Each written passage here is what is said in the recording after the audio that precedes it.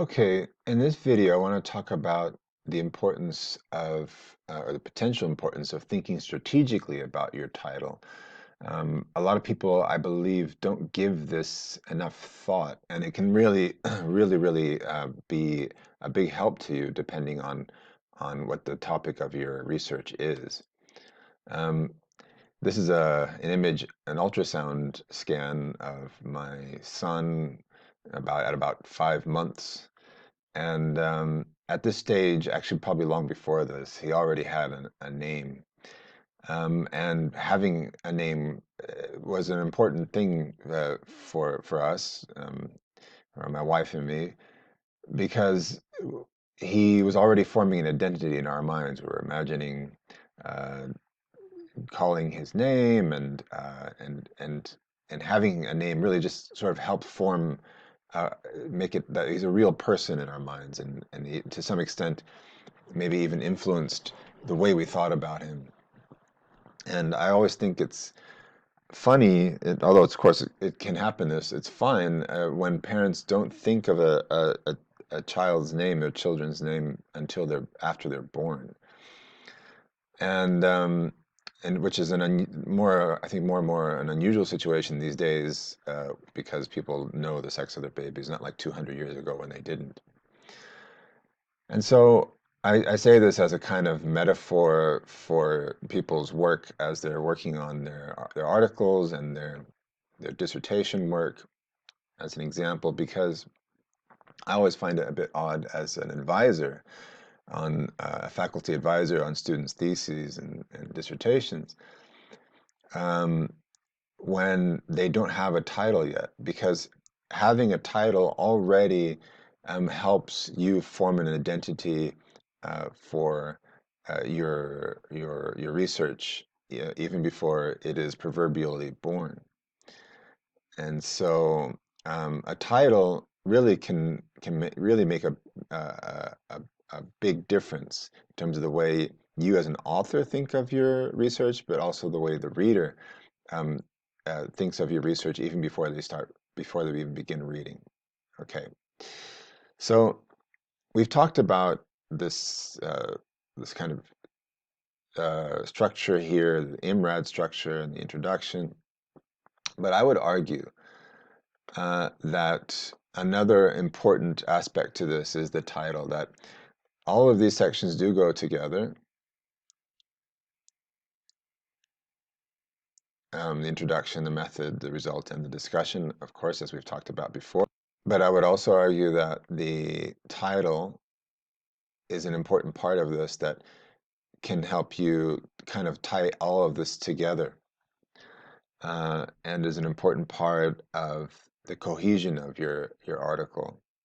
Um, it should advertise what you're going to talk about, and it shouldn't be a mismatch, and should facilitate anticipation of what is expected in the article from the perspective of the reader. An example of a real world example of what I'm talking about comes from San Francisco. This building here is located in the downtown area of San Francisco. It was built and launched in 1998, and showed up in kind of the convention center, what used to be considered more the convention center area of the city, to attract tourists, especially um, in that kind of touristy area. And it didn't do very well. And one of the reasons that they thought it didn't do well, and I believe this is true, is its name. It was called a museum. It was called Zeum as a kind of an abbreviation, a kind of funny abbreviation for museum. But people didn't even know how to pronounce this. They would say Zoim or all kinds of funny things. And basically they figured out they just had to change the name. So that's what they did to reflect what it was, which is a children's museum. A children's interactive space. It was a really great place to take kids for them to develop art skills and all kinds of interesting stuff. And so in 2011, Zeum changed its name to Children's Creativity Museum.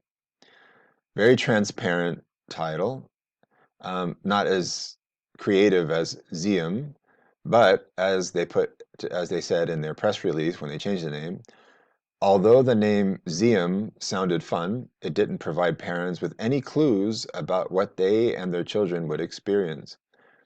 And having a clue about what one will experience is an important draw for them to begin that experience to begin with. If they have no idea, if the title doesn't um, appeal to them, if the name doesn't, in this case, the name of a place doesn't appeal to them or give them any idea, a clear idea of what they can expect, it's kind of not a very good argument for, not very compelling for any parent to want to go in.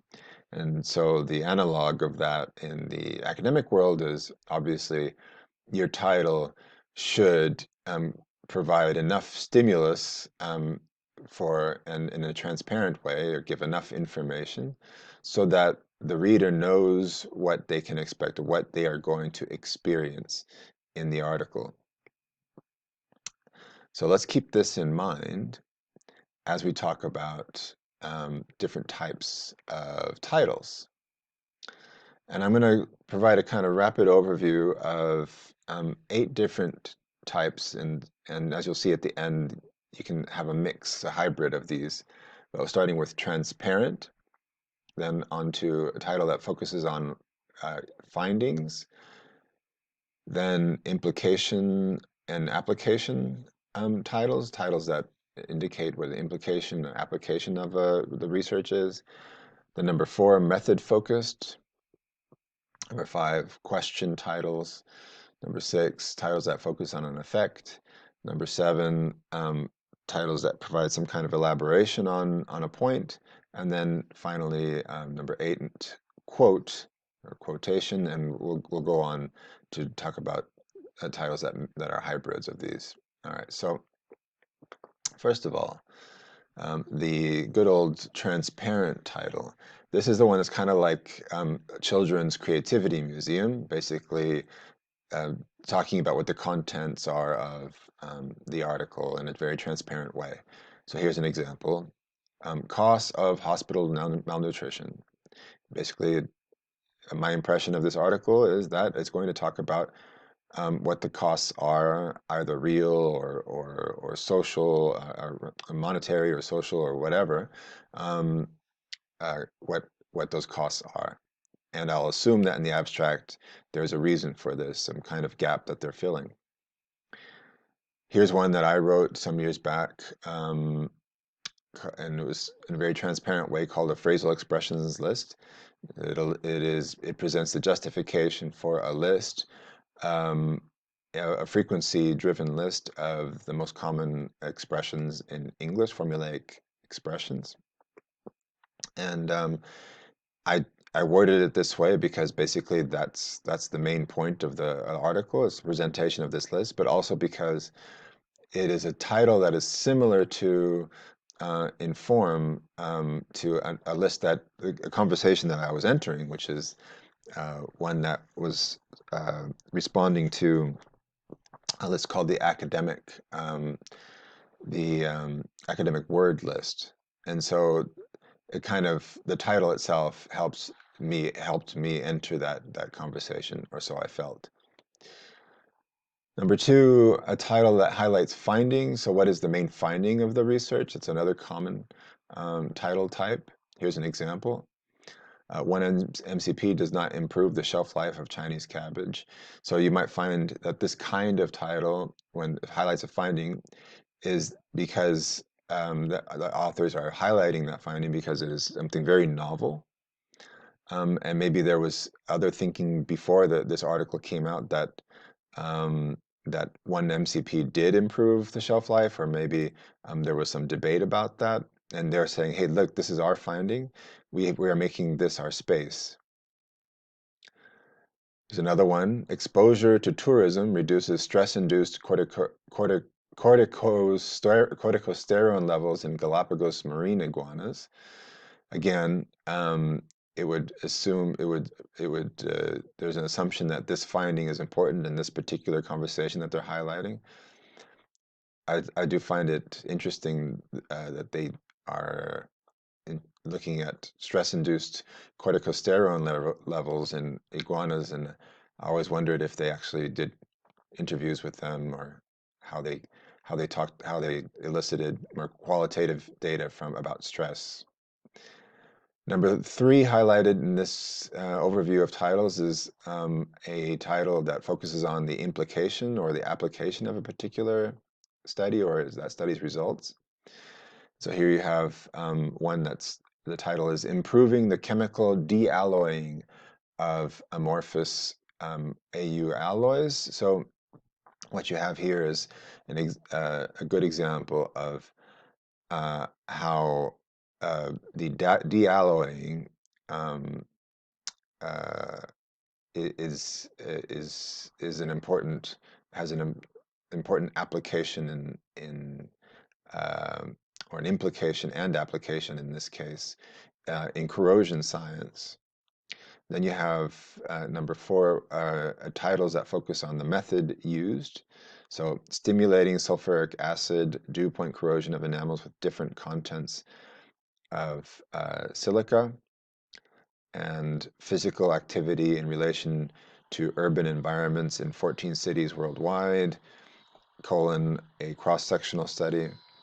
Often when you see a title that focuses on the method used, it's part of the selling point of the research. So um, perhaps in other research that has come out before, in when that have looked at other studies that have looked at physical activity in urban environments, perhaps they did not they did the research, they approached the research using a different method, and never before has a cross-sectional study been looked at to look at as a proxy um, for longitudinal research. And here's another one, social media competitive analysis and text mining, a case study in the pizza industry. So similar to the last one. Um, they want to focus on that this is a case study. In this case, it might be that they want to focus on that it's a case study as being something novel in the research or in this field. It could also be to already signal to the reader that they're not looking at a lot of quantitative data, massive amounts of quantitative data, but something that is very rich and context embedded, perhaps. So it's a kind of maybe a disclaimer, as in a way. The authors are saying, this is what you can expect from our research. Number five is a title that asks a question or focuses on a particular question. So this one here is doing your homework associated with becoming more conscientious. Um, so obviously, if they're asking this question, then it's probably a question that uh, has not been asked before, or so they're kind of highlighting um, the their research um, and its contribution by asking this question um, with the assumption in this particular field, in this discipline, that it's a question worth asking. Another example, what is the manner of gastric emptying after ingestion of liquids with differences in the volume under uniform glucose-based energy content? Again, there's an assumption that this is a question that's worth asking, and so they've decided to word their title this way because perhaps it is a question that they know that readers will think, yes, this is a question I've often asked. Number six is a title that highlights a type that highlights the effect, so of something on something else. So here, effects of inulin type fructans, galacto-oligosaccharides, and the related symbiotics of inflammatory markers in adult patients with overweight or obesity, a systematic review. So they're looking at the effects of one thing on another. Usually, this is again because this is something that's novel, and uh, maybe there are two elements, the in this case the inulin type fructans and inflammatory markers. The both, maybe there's research that's rich in both of these particular elements, but not one thing on another. This is what is also the case that happened in research that I wrote some years back. The effect of frequency and idiomaticity on second language reading comprehension. There was plenty of research on word frequency, plenty of research on idiomaticity, or phraseology, idiomatic expressions, and so on. And also, obviously, a huge wealth of research on second language reading comprehension, but nobody had looked at the effect of one thing on another. And so I'm signaling um, that there's novelty here in looking at the effect of one thing on another that hasn't, two things that people have looked at already a lot, but not the effect of one on the other.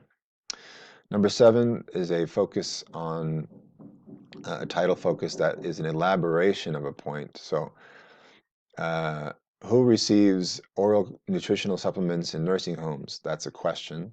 And then the question is answered. Results from nutritional day project. So it's a point, and in this case, the first point is the question, and then there's an elaboration on that question. In this case, in this case, and as is the case, is often the case when you have a title that has an elaboration, it's because the authors have decided that just one point is not enough. They want to make it clearer to the reader by adding an elaboration on what they mean by the first point. The impetus for this is similar to perhaps the Museum, which then became Children's Creativity Museum, that they just basically want to make sure that people understand what's going on and not be confused. And so they felt that this question was important to stir up interest for perhaps, but they wanted to elaborate on what that was with this Nutrition Day project addendum to that. Same thing, not just that. And so with this is a title that I came up with uh, in an article I wrote some years back for the ELT Journal. And then here you see in the first part, this listening for needles in haystacks, then colon, how lecturers introduce key terms. So the second part, this how lecturers introduce key terms, is kind of the more transparent part. But the first part was the point that I felt could kind of catch people's attention because it's kind of a colorful idiom. This listening for rather this needles in a haystack mixed in with, instead of looking for a needle, listening for it. So it's kind of a creative title. That's an important point of this article because it talks about how lecturers often say a lot without actually saying exactly what their key points are in that lot that they speak. Perhaps what I'm doing right now, and though I felt that though there's a very interesting part of the title, listening for needles in haystacks, it wasn't clear enough, and I wanted to make sure that there's an elaboration on what I said.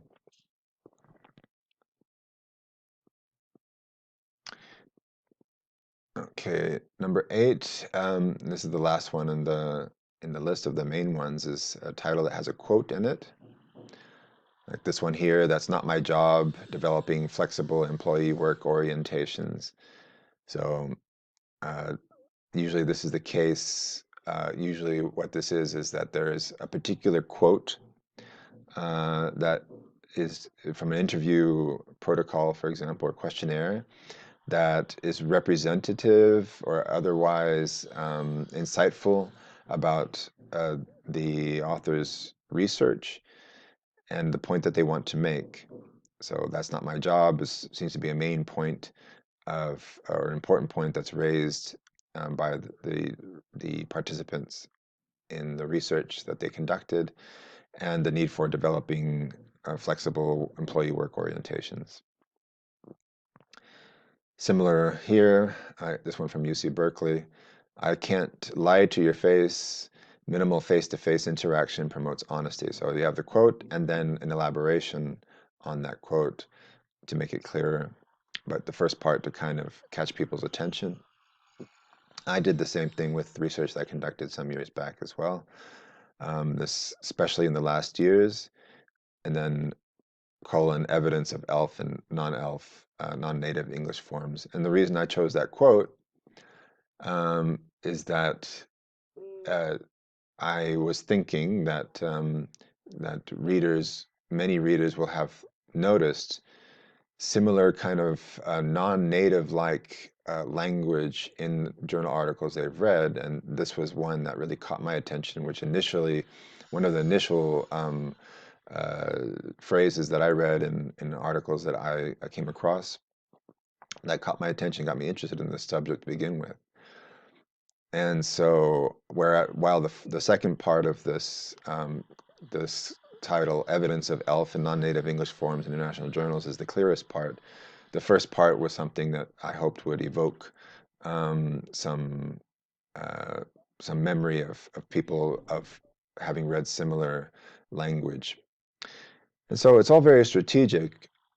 Um, but as I mentioned when I began this list here, is that there's a lot of hybridity and mixing going on too. So this one here, the neurodevelopmental disorders, disorders are highly overrepresented in children with obesity, colon, a cross-sectional study. So here you have a method that's focused on that's after the colon, and then kind of a transparent title to begin with. The important thing is that you shouldn't make your title too long. And there's research that suggests that the longer the title, the the uh,